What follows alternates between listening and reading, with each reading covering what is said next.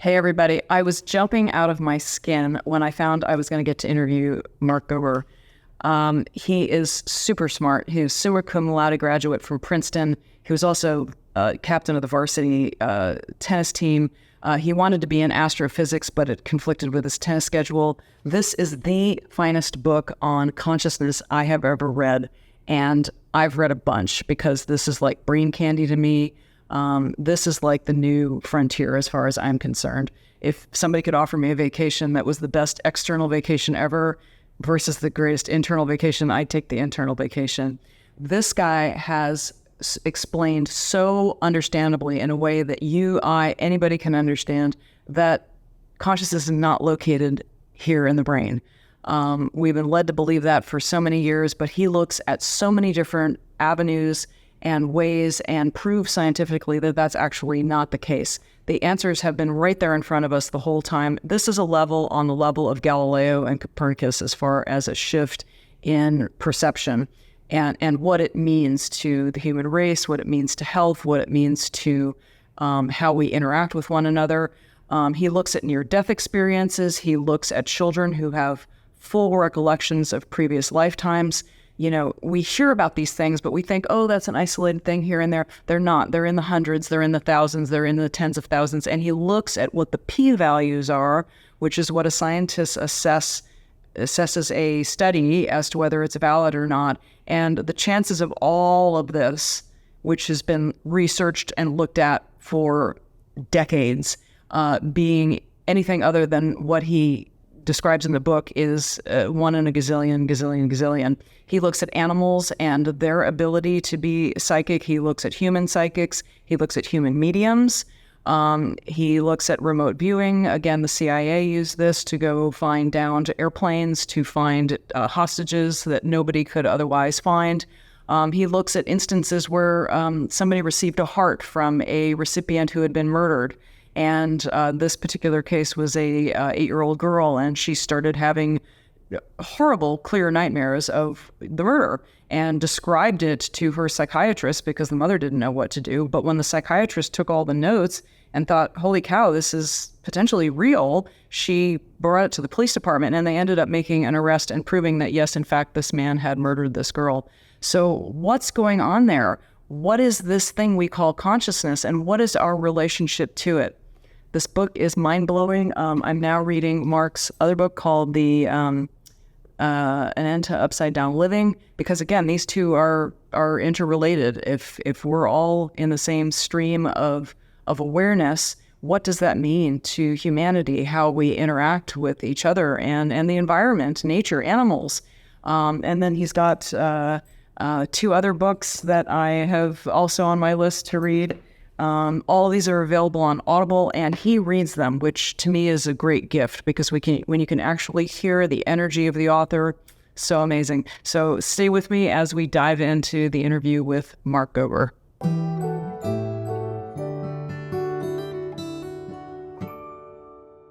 Hey, everybody. Welcome to Next Level Healing. I'm your host, Dr. Tara Perry. I'm over the moon excited about my guest today. He has written a number of books. I just got into my hands a couple of weeks ago when I found out we had this interview set up, An End to Upside Down Thinking. Mark is the author of that book, which won the IPPY Award for the best-selling science book of the year. He's the author of The End of Upside Down Living, An End to Upside Down Liberty, An End to Upside Down Contact, An End to Upside Down Reset, and he's the host of the podcast, Where Is My Mind? I love how challenging this book is to our concept of consciousness. I've been way into consciousness for decades, and honestly, this is the best book I have ever read on this subject. It is phenomenal. He also serves on the board of Apollo 14 astronaut Edgar Mitchell's Institute of Noetic Sciences, been very much a fan of them throughout the years, and the School of Wholeness and Enlightenment. Previously, Mark was partner at Sherpa Technology Group in Silicon Valley and worked as an investment banking analyst. This is a huge variety of background here with USB in New York. He has been named one of IAM's Strategy 300. This is a world's leading intellectual property strategist group. Mark graduated magna cum laude from Princeton University, where he wrote an award-winning thesis on Daniel Kahneman's Nobel Prize-winning prospect theory, which is how people take chances under stress. Very fascinating subject. Mark was also the captain of Princeton's Division I tennis team. Really a varied career, Mark. Did I get all that right? If I said anything incorrectly, you just have such it's so obvious from reading your bio that, you wanted to switch into astrophysics, when you were in your Princeton, but your tennis career, which was remarkable, didn't allow that time-wise. So you went into psychology and took on a behemoth in that area as well, and did so incredibly successfully. Then you applied your talents to the investment banking area. And of course, as luck and fate would have it, you got in right before '08 when everything was crashing around you. It seems that you've always had this amazing passion for understanding humanity and consciousness. And at one point you were looking out to study the stars, and then you went to look inwards at what consciousness brings to the table. And I'm so happy to have you here. I'm just going to turn it over to you. Tell us about how you got started, why this passion obviously got ignited when you were in college and has carried you through to this day. It's obviously a labor of love, and tell us how it's been. Well, first, thank you so much for having me on the show. Even though I had an interest back in college in astrophysics, because I had taken some low-level courses just about the nature of reality, I think the interest was there, but I never pursued the big picture questions because I was so busy with everything else. And I was concerned about achieving the next thing that was in front of me. And I was stressed about whatever that was. So I think I had questions about existence in the back of my mind, but I didn't pursue the avenues that I've now pursued with my books. They were kind of on the sidelines. And thinking back to undergrad, it's interesting. I wonder what would have happened if I went into astrophysics, because that field tends to be materialistic. It's looking at the nature of this world through a physical lens. And where I have now approached things is looking at consciousness as the basis of reality, and that the material world is actually not the most fundamental thing. So I'm not sure what would have happened. But what's driving all of my work, and what probably even drove me when I was an undergrad and didn't realize it, is that I wanted to understand what we're doing here. I mean, it's a pretty fundamental question, because we go about our lives almost like robots or zombies in a way, where we're just following the next thing and not even asking why we're doing it. And if we do ask the question, I'm talking about myself as well, often we're not asking the fundamental question of what is a human being? Why does this universe exist in the first place? And I have a hard time thinking about what to do in life now without having answers, or at least provisional answers to those questions. Because everything that we prioritize ultimately has to come down to a metaphysical picture of reality. So I hope that gives you a picture of the reason that I write and speak about these topics, because I have a curiosity within myself to understand this stuff, and I don't think I'm close to understanding it. And the deeper I go, the more questions come up. So Tony Robbins says, if you want better answers, you've got to ask better questions. And I love that this book is really turning the material world upside down by asking better questions. So you mentioned in your book that Science Magazine has a question that you basically said, wait a minute, this is the wrong question. Could you mention what that is and how your book comes from a totally different angle? Sure. So Science Magazine listed its top 25 questions remaining in all of science. And it was for its 125th anniversary edition, which was in the mid 2000s.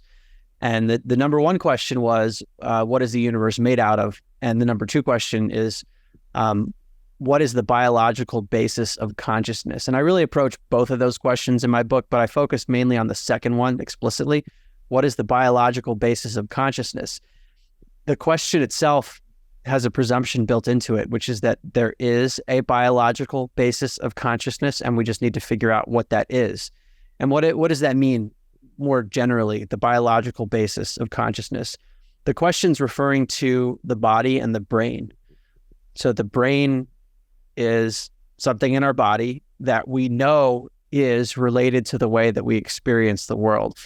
And we know that through the field of neuroscience, where let's say someone gets in a car accident and has brain damage, and then the person has a corresponding memory loss, we can often point to parts of the brain that were damaged and then say, look, your consciousness changed in a very related manner. And so people typically say, it must be the case that the brain is producing our consciousness because there are these close correlations. They're actually known as neural correlates of consciousness. And the field of neuroscience looks at this. They want to know which parts of the brain correspond to what part of our conscious experience. But why is there a question then? Why is Science Magazine asking the question, what's the biological basis of consciousness? Because it's not known how something physical like a brain could create something non-physical like our consciousness. So I could touch my body, I could touch the physical world, this chair, for example, but I can't touch my consciousness. And this is really, it's known as the hard problem of consciousness, even has a name in philosophy, because mainstream academia doesn't understand how something non-physical could emerge out of something physical. And this is such a big question because if we didn't have a consciousness, the capacity for experience, the subjective inner awareness, if we didn't have that, we wouldn't even be able to have this conversation or ask questions about why we're here. So we've got to understand consciousness first before we can even think about the rest of the world. And it's almost like modern society is looking at the physical world, but not looking at the part of us that is even experiencing it and trying to figure out how that works. So that's what this book, An End to Upside Down Thinking, is looking at is the nature of consciousness. Does it come from the brain and the body? I would argue it actually doesn't even come from the brain and the body. And then what are the implications of that for the world that we live in? And what's so great about your book is, when I was back at UCLA years ago, I read this book in my class called The Structure of Scientific Revolutions, which you're probably familiar with, by Thomas Kuhn. And basically, and science has a very short memory, as you say in your book. We are very complacent that what we think is reality is reality. And I work in the world of subconscious and going in and making adjustments there and helping people have better, freer lives. And the conscious mind is processing 40 bits of information per second, and the subconscious mind is processing 40 million bits a second. So for us to think that our conscious mind is really perceiving much of anything that is real, and then much less get indignant about it when somebody, has a conversation about something that doesn't agree with you. You very well put this in your book that science has a very short memory, and truly, it was stated by who was it that said any huge change, all great truths begin as blasphemies. George Bernard Shaw said that. What I so love about your book, and what I think is so revolutionary about it, is that you collect all these areas that really prove that the brain consciousness is not local to the brain.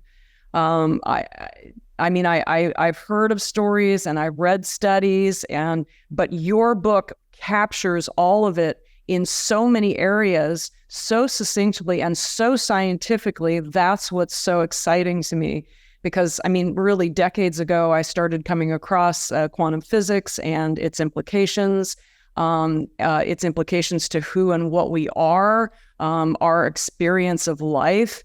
And your book does such a phenomenal job of looking at all these different areas like precognition and telekinesis and telepathy, and the studies that were done at the Monroe Institute, where the CIA was doing remote viewing and what those results are. And then you looked at the statistical possibility that this could be anything other than what it is. And when you look at probabilities and statistics that indicate this is 1 in 30 million, 1 in a billion, 1 in multiple billions. It really gets to be like, oh my gosh, we really are so ripe for a change in how we perceive reality. And your book is so pivotal. I can't imagine somebody reading this. You talk about Carl Sagan. He didn't believe any of this stuff. And then finally, some scientist who you quote in your book, and I'm forgetting the name, but said to him, look, have you read any of my research? And Sagan said, no, because a lot of these guys say, well, why should I read the research? There's Why should I, it's like, I know my arm is my arm. I don't need to go read a study about it. So, it's like it can't exist, therefore it doesn't. But your book blows the lid out of it. And if you have half an open mind reading this book, I don't see how anybody can put this book down and think that consciousness is still located in the brain. Well, I appreciate you saying that. I do think there are many psychological hurdles that prevent people from accepting what you just described. There are cognitive biases, like confirmation biases, where people will always find something that confirms their belief system, and they'll like hang on to that one thing rather than something that would argue for a paradigm shift. And the way that I approached this book was I didn't start off in my research looking at the brain and consciousness specifically. I came across a number of anomalies. So these were phenomena that didn't make sense relative to the worldview that I had at the time, which was I thought life was random and meaningless, and that when you die, there is no consciousness. That's what I thought, because that was the mainstream scientific perspective. And then I came across evidence for things that challenged that. And while the pieces of evidence might seem like they're disconnected, I realized they were all connected to the idea that of brain consciousness, whether it's children and past life memories, near-death experiences, U.S. government studies on psychic spying. These things are all sort of paranormal sounding, and I don't even like that term because it presumes that we know what normal is, and I think we need to change normal. But and in any case, these are areas that are somewhat distinct in terms of the research, and I wanted to bring them all together. And my hope was that a reader would read the book and not to put it down immediately, which I know some people do because the ideas are challenging and they say, I don't want to read this. I've heard that feedback before. But those who actually do take the time to read everything, that they wouldn't be able to dismiss every single example. Maybe some examples would be more compelling to them than others. But my hope was that if even one anomaly were true, then they'd have to reconsider reality. And I want to give a historical precedent for this. I first heard about this from Dr. Dean Radin, who's the chief scientist at the Institute of Noetic Sciences.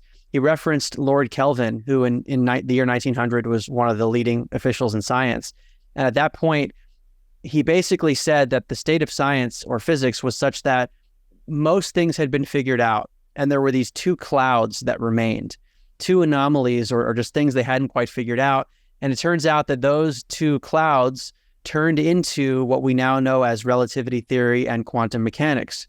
So these small anomalies that don't quite fit the picture, sometimes they have massive implications. And I think that's the case with consciousness, because sometimes the studies they don't have a huge effect size, meaning, let's say pure chance is 25%. The studies will show that people might be psychic 32% of the time, not 100% of the time. But when you run the study statistically over and over again, that's 32 versus 25% quote unquote psychic ability, deviation from chance, is like more than 1 billion to 1 against chance, 6 sigma results. And we see that over and over again, and there are peer-reviewed studies on this. So the point is that it can be a small anomaly, a statistically significant but small effect, and it has to be accommodated in some kind of a scientific worldview, whereas the current scientific paradigm can't accommodate these anomalies. I love that. And yes, that keeps going back to the structure of scientific revolutions. It's those outliers out there. It's like, well, if this is such a great theory and it encapsulates everything that's really happening, why are there all these outliers? And again, your book does a phenomenal job of reporting on this in a really scientific way. I mean, you said in your book that you wanted this to come from somebody who wasn't a scientist, and I think not a psychologist. Was that the two areas? Science or even philosopher. Philosophy, okay. Yeah. But you were bringing a fresh perspective to it because you wanted to speak the average person's language, which I think you do a phenomenal job with. And yes, you're probably going to run into those people that they're just not ready to have a paradigm shift, because this is a huge paradigm shift. But I'm so grateful that it's happening. My watchers, anybody that's worked with me, they know I'm a huge Joe Dispenza fan, and I think he's pushing the envelope of this quite nicely as well. And he is letting science speak for itself. He's not coming in and saying, I have this amazing theory. I mean, yes, he does have an amazing theory, but he is just collecting the blood, the saliva, the brain waves, and showing what's happening in a really statistically significant way. And now he's got a team of scientists there. None of them were meditators before they started this. They're all meditators now. But it's really, really exciting when you start to see the convergence of science and these phenomenal paradigm shifts.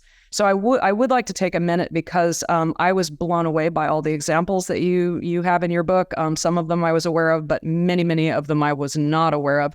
For example, there was a study with a random generator computer and baby chicks that were hatched.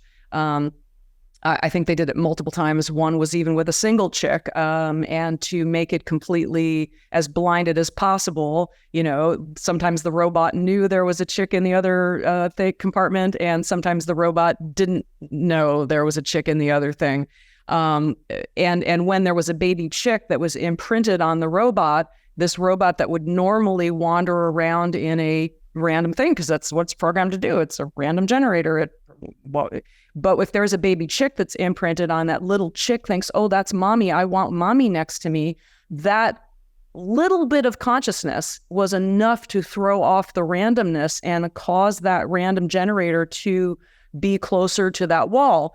And then another study was done with rabbits, and the rabbits were scared of the robot at first. And the robot did the converse, which was it would stay further away from the rabbits. So again, you talk about, even if it's a minimally statistically different outcome, that's huge. And if you stretch that to the human brain compared to a little chick or rabbits, if a chick is causing a random generator to behave differently, what is the human brain doing with its consciousness? I mean, when you start extrapolating the meanings, and we're just scratching the surface of all that you have in your book. I mean, your book is loaded with, precognition, and one of the stories that I love is a little girl who got a heart transplant and started having nightmares. I mean, you can't explain this stuff with the current paradigm. I mean,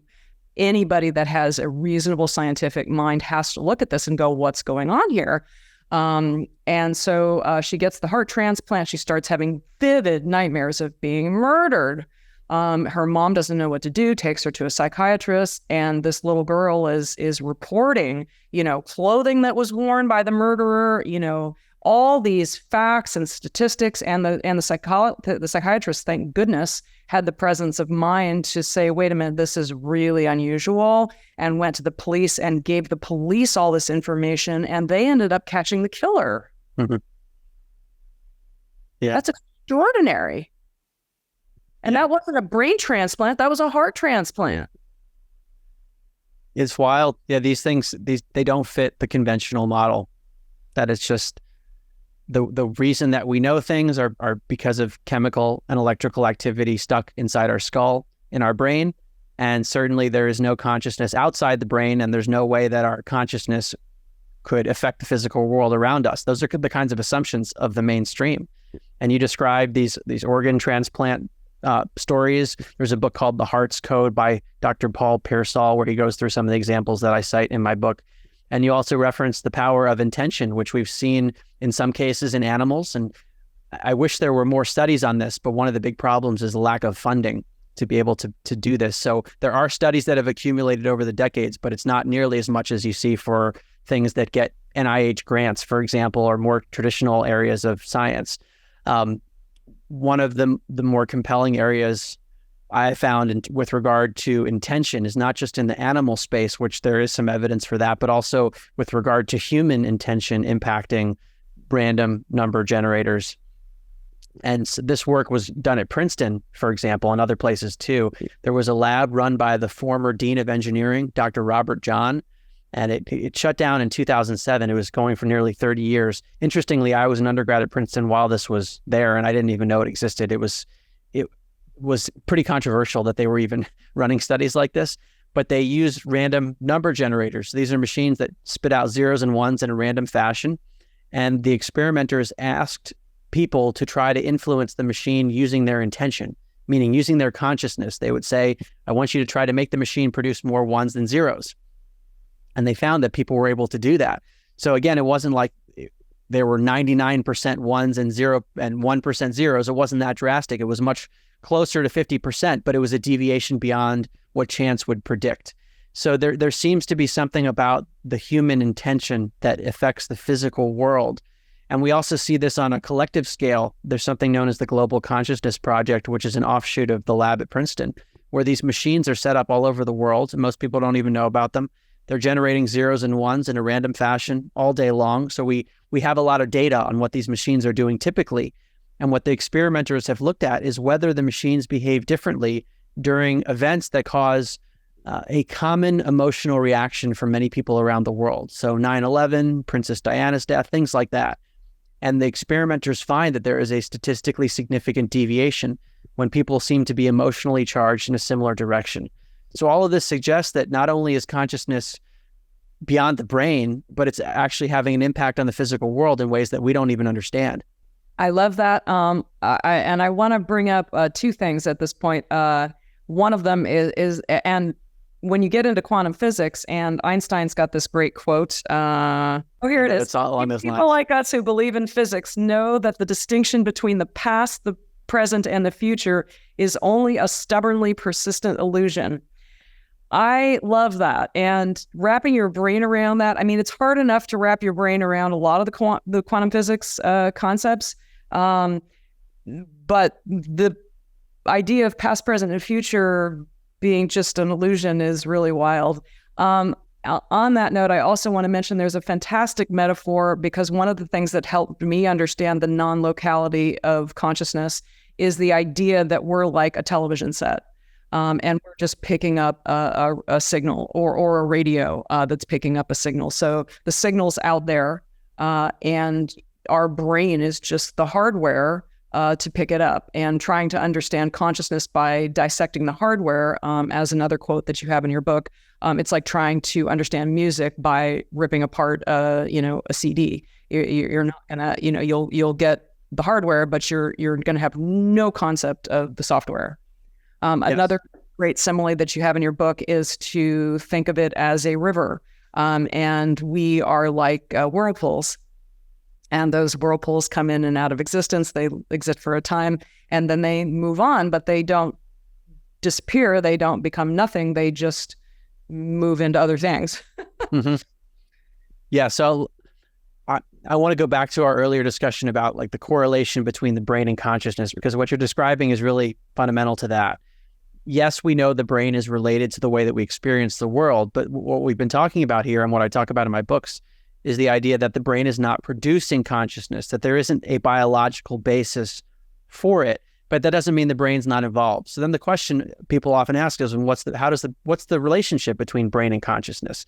And as you said, we could use an analogy to say that the brain is like an antenna that is receiving, transmitting, and processing something that is beyond itself. So if you think about a television set, for example, you're watching TV, and then you take a hammer and smash the antenna on the TV, and then all of a sudden the TV show that you're watching appears scratchy on the screen. You're not getting a clear picture. And it's not because the signal has been damaged that the TV was picking up. It's that the apparatus that was responsible for processing the signal, the antenna, has been damaged. So the signal is sort of like consciousness, and our body and our brain is almost like the antenna. Another way to think about it is that the brain is like a filtering mechanism. So the brain is getting in the way of consciousness, almost like a blindfold. So when someone has a near-death experience, for example, when there's little or no brain functioning, and they report that their consciousness was enriched and things were realer than real, there's this mismatch of, wait, you don't have a brain that's functional, or if it is, it's barely functioning, and then you have a cognition or a consciousness that's stronger. Maybe the brain is getting in the way. And this goes to the analogy that you're talking about from Dr. Bernardo Kastrup. He says that all of reality could be likened to this stream of water, like an infinite stream. Each of us is a whirlpool within the stream. So this is a very profound metaphysical statement that he's making, that it's not that the world is physical fundamentally, and that there was a big bang, and then there was 13.8 billion years of collisions of pieces of matter after the Big Bang, which led to the evolution of a human being, which developed a brain, and then consciousness came at the end. What he's arguing, and many others have argued as well, is no, consciousness is the basis of reality, like the stream of water. And the reason that we are individuals is because we had the sense of being an individual as a whirlpool. We're not actually an individual. So the whirlpool is a localization of consciousness. And when that whirlpool delocalizes, it almost dissolves. The water doesn't leave the stream. It just transitions into a new form. So the analogy is that when our body dies, our consciousness doesn't actually die. It just transitions into a new state. And this is why the book's called An End to Upside Down Thinking. It's literally a reversal of the current paradigm, which many call scientific materialism, that everything can be reduced to physical stuff called matter. If you just look at in a microscope, you're just going to find matter, and then it's from matter that everything in the world emerges, including our consciousness. And what I'm really summarizing is other people's arguments that it's the reverse, that consciousness is fundamental, and what we call the material world is really just a modulation or a variation of that primordial consciousness. And I know I've only scratched the surface of your work because you've got a bunch of books that I have not read yet, but the implications to that on really just every aspect of life is rather huge. Yes, it's unending, the implications. Because we're operating in a very materialistic world right now when people believe that they're the center of the universe, and that's all there is. Behavior does a certain thing, but if you have a different worldview, then boy, does that impact a heck of a lot of behavior and, how you show up in the world. Right? It changes priorities. And my second book, An End to Upside Down Living, goes through a lot of this of like, how would one then orient one's life with this new perspective? Because it is kind of the follow-on question that comes up after people accept the scientific aspect of it. Then there is a real personal question of, wait a second, I have a different paradigm about the nature of reality. Am I living my life in accordance with that? And this has been my journey to try to recalibrate everything. And it changes everything. I mean, I don't feel like I have a concrete answer. I have inferences that I think can be well supported, but I am constantly trying to recalibrate. What should I be prioritizing in my life? How should I be spending my time? What should I be thinking about? And what is the answer for Mark? I'm trying to summarize this as concisely as possible. I think that we exist to embody something that's beyond our individual selves. And the way in which we do that is by perfecting ourselves to the best of our ability, to become the best vessel for this larger consciousness. Almost like if we exist within a cosmic puzzle, each of us is a piece that is unique and distinct and has strengths and weaknesses, but it's our task to embody that in the best way possible, to be the best vessel. I love it. I love it. I love it. I feel completely in alignment with that. And I feel like, my life is that same path. And it's like, I look at all the things that I turned down and said no to. And when you look back and go, oh, that's why I didn't want to do that. Yeah, it was a lot of money. Yeah, it was a lot of this. Yeah, it was a lot of fame. Yeah. And it's just like, it's so much better to live in alignment with what that heart is dictating in the bigger picture. I want to touch on a couple of other things because for those people that, your book was like brain candy to me. It was just like one explosion after another. And again, a lot of the stuff I knew because I was already in love with it. But you talk about people that had near-death experiences, and I'm familiar with Arnita Marjani's story, and it's epic and mind-blowing and incredibly inspirational. But you talked about people that were blind and then had near-death experiences, and they can see. What's that all about? People that were deaf and they have near-death experiences, and their brains are completely shut down and they're able to hear. People that were flatlined, thought to be dead, and ended up getting resuscitated, and then later on giving instructions to the nurse, where their dentures were put in the operating room.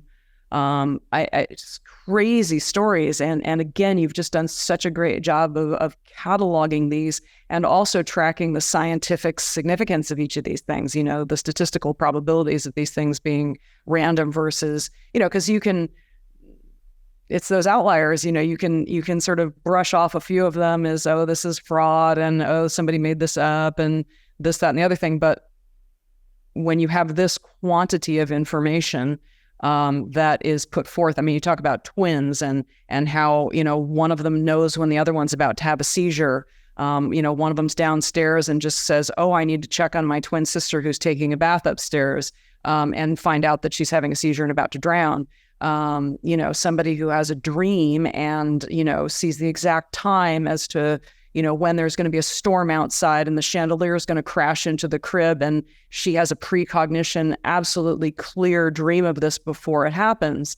And then you go into Larry Dossey's work as well. And, he's an amazing pioneer in this area. And, his introduction to this was in his first year of medical school. He has a completely vivid, clear dream of a child that he didn't know the child well, but the child was brought in for an EEG, and was going to have the device put on his head, and he just put up this giant fight, and it was this traumatic thing, and this nurse who was totally skilled at this just was not able to perform it, and he didn't think anything of it. It was traumatic and very vivid to him, and he almost told his wife about it. But then when he got to work that day, this scene played out. And he was just so perplexed. It was like, that's not possible that I could have known this ahead of time. And he even interviewed the father and said, did anybody know about this? Is there any way that this got into my consciousness without me knowing about it, that I had this crazy dream? And he said, no, absolutely not. There was no way you could have known that.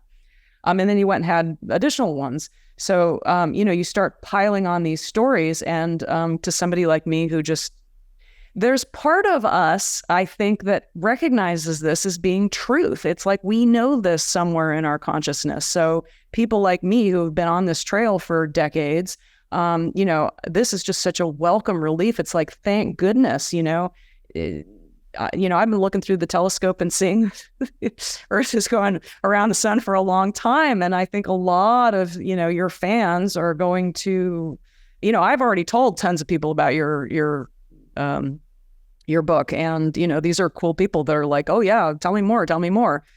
So I'm really, really excited to get the word out and help you reach your audience, because they're out there, and they're aching for this material, because it really does help one more comfortably shift the paradigm from where these isolated things that are coming from this little tiny bit of meat in here, and at the end of your life, it's gone, and what's the point? What I found also is that most people, even people who are more on the materialistic side, have had experiences they can't explain. It just might be one-off, and they are able to dismiss it because they haven't seen all the evidence in one place.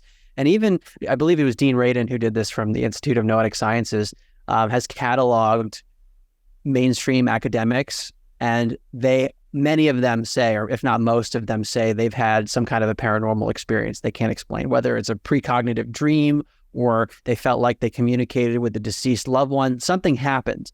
But there's, at least in my own intellectual process, I need to have a lot of the evidence there in one place to be able to have the shift. And my process has been a gradual one. Whereas, let's say someone has a near-death experience and they experience these other realms or something, whatever it is, they come back, they are forever changed, and it's overnight. So that's one way to have a shift. And that's probably the most powerful way. Although I wouldn't recommend a near-death experience, because sometimes you might not make it back if you aren't able to be resuscitated. My process has been more gradual, and it takes repeated evidence, I've found. And my process was like 2 steps forward, 1 step back, because I would encounter something that would totally blow my mind. And my rational mind would say, wow, this was a well-done study, and it was replicated, and it was actually accepted by a journal, for example. And then I would go about my life and almost forget it, because I would go back to what I can sense in my ordinary experience. And that does not align with some of the studies that I found. So then I would revert back to just normalcy. And then I would read more, and eventually it leads one forward. But it can take time to actually have a paradigm shift if it's just through the intellectual lens. I can totally relate to that. I've had that experience multiple times in my life where it's just like pure enlightenment.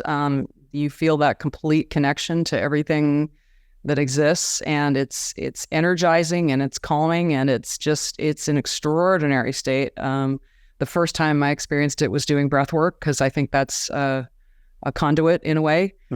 Sometimes it's happened spontaneously. I had it happen in a yoga class, actually twice, 2 different teachers. But it does seem that the person who's guiding the yoga class, their energy seems to be impactful, because in both cases, the teacher was somebody who was quite appreciated for their ability to hold that kind of space.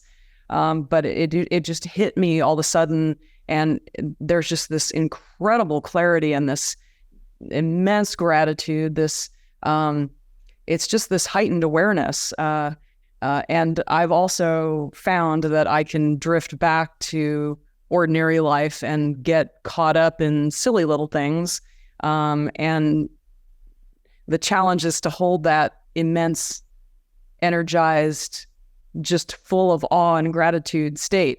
You must be a Zach Bush fan, I'm guessing. Yeah, I've come across his work. He has a wonderful 8 minutes thing that went viral, and he brought back 3 people in the ER. He's an amazing oncologist. And they all said the same thing, which was, and these were people from completely different lives. They've had happy lives. One had a relatively isolated life, but they all said the same thing, which is, why did you bring me back? Because they had experienced so much love and acceptance. And there's just something so rich about this area of study, this area of interest, when you get into the foundation of us all being connected in this energy matrix. There's just something amazing there. Anyway, I do want to mention a few of the other things that you had in your book, because you had twins, you had horses that were separated, and that one horse would get fed and the other would be like, annoyed that something, wasn't being fed to him, even though he couldn't see or hear or experience that the other horse was being fed or doted over. You have Oscar the cat, which I love that story. Again, this is just so statistically improbable that this could possibly happen, but at a nursing home, this cat would seem to know when somebody was going to pass.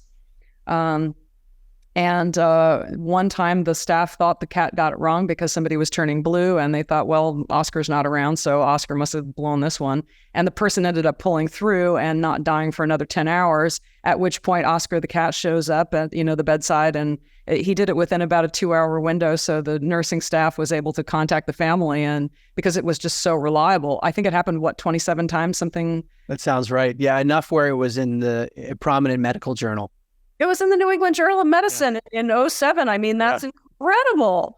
Again, you get all these outliers that just keep mounting and mounting and mounting. And like you said, even if, even the really academic, and I've tested the water a few times with people that were, really accomplished MDs, surgeons, and, just floated a little something out there like, telepathy or precognition. And it's really surprising how many people can relate to this stuff at some level.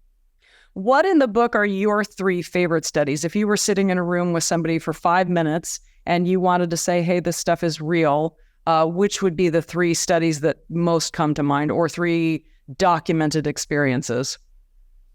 I would start with the U.S. government's psychic spying program, which is known as remote viewing, the ability to perceive something with the mind that is far away in space and or time. So this points to the idea that not only is consciousness fundamental, but it actually exists beyond space and time. And that makes sense in the context of these anomalies. So why do I start there? Because there are declassified documents about this program, which I include in the book, and they say very explicitly, remote viewing is a real phenomenon, implications are revolutionary. That is a quote from declassified document. So that would be one. Second would be veridical experiences in a near-death state. So veridical means that what the person claims to have perceived was verified as accurate upon being resuscitated. So this could be where the person says, and again, this is like cardiac arrest, clinical death. The person is not in good shape at all. And then they come back and they're resuscitated and they say, well, I was hovering over my body. I saw the way that you were operating on me. I heard this conversation in another room. So they perceived things not just the fact that they perceived them is significant, but they perceived it from a vantage point outside their body. And they came back and the doctor or the family member will say, yes, that happened. The significance there is that the memory can be time-stamped. We know what was happening to the person's body when that memory occurred. And we know that what was happening to the body should not have been able to produce that kind of a complex cognition that is by definition non-hallucinatory, because if it's a verified memory, it's not a hallucination. And that's what many skeptics would say, well, it's just a hallucination that the brain created. I'll give one other example of a verified memory, which comes up. Dr. Bruce Grayson from the University of Virginia wrote a paper about this in 2010, where during the near-death state, the person will encounter deceased relatives, they will encounter a being of light, but then sometimes just like some kind of a human being that they thought was living. And then they come back, so they encounter the consciousness of this person and they're resuscitated and they say, well, I think this person's dead. I encountered he or she in this near-death state. And then they'll be like, no, that person didn't die. That didn't happen. They find out, wait, actually the person did die. So it's a verified piece of knowledge that they couldn't have known about. So they encounter people that were not known to have died at the time. Verified memory. Okay, the third I would point to is a study done by Dr. Edsel Cardenia. It was published in American Psychologist, which is the official peer-reviewed academic journal of the American Psychological Association. And Dr. Cardenia aggregated the statistical evidence for mind-matter interactions, precognition, which is knowing or sensing the future before it happens, telepathic abilities, remote viewing. So all these various areas, he compiled the studies and they allowed it to go through, which means that they looked at the statistical evidence that he was acknowledging and said that it was good enough to pass their standards for a mainstream academic journal. And the last thing I'll say here on this line of statistics is a quotation from Dr. Jessica Utz, who was a statistics professor at UC Davis, the 2016 president of the American Statistical Association, who also looked at this data. And she said, using the standards applied to any other area of science, it is concluded that psychic functioning has been well established. This was back in 1995 that she said that. Wonderful. Yeah, I just want to add a couple of things to what you said. And I love that you brought up those examples, the veridical past lives. And it was also really interesting in your book to note that there seems to be a window of time that children are most lucid about remembering. I mean, they have to be old enough that they can verbalize or communicate. So that's, I don't know, between 2 and 3, I'm guessing. And then as they get up to like 5, they start to lose it generally. There may be some exceptions to that, but there's a couple of examples in your book. Well, there's several. One of a child that just thought airplanes were the coolest thing ever. And, his dad took him to a World War II museum and he just thought these World War II airplanes were amazing. And then it turned out that, he kept crashing the airplane and going, little man inside can't get out, little man inside can't get out. And he ended up remembering literally who he was and where he had crashed and I believe the name of another person that he was associated with at that time. And so that would be an example of a veridical one where there's just no way this kid could have known this stuff. That just was not made up. Another one that you mentioned in your book is one where somebody was murdered and came back as another person in the family and had birthmarks from the bullet wound that had gone in one side and out the other. But this new person had just this huge hatred for that family member and wanted to murder them. And if had not been held back, would have potentially killed that person. That gets pretty weird and it's hard to verify any other way. And then there was another one where a child who lived somewhere in America was just fascinated with Hollywood and Hollywood books, and when he was going through one of the books that one of his parents had gotten him because he just thought this was the coolest thing ever, he was able to point to somebody and says, I know this man, this is so-and-so. And then he said, this is me. I'm in this role, this movie with him. He was an extra. So he wasn't famous, but he was a working extra and ended up living this beautiful life in the Hollywood Hills and poo-pooed the environment that he was in. He's like, I don't live in a place like this. I live in something much grander. So those are pretty hard to explain by anything other than the idea that we're part of this stream of consciousness that just localizes in these various tissues that we acquire at different times along the way. And there are actually over 2,500 cases of young children that have these memories that can't be explained through ordinary means.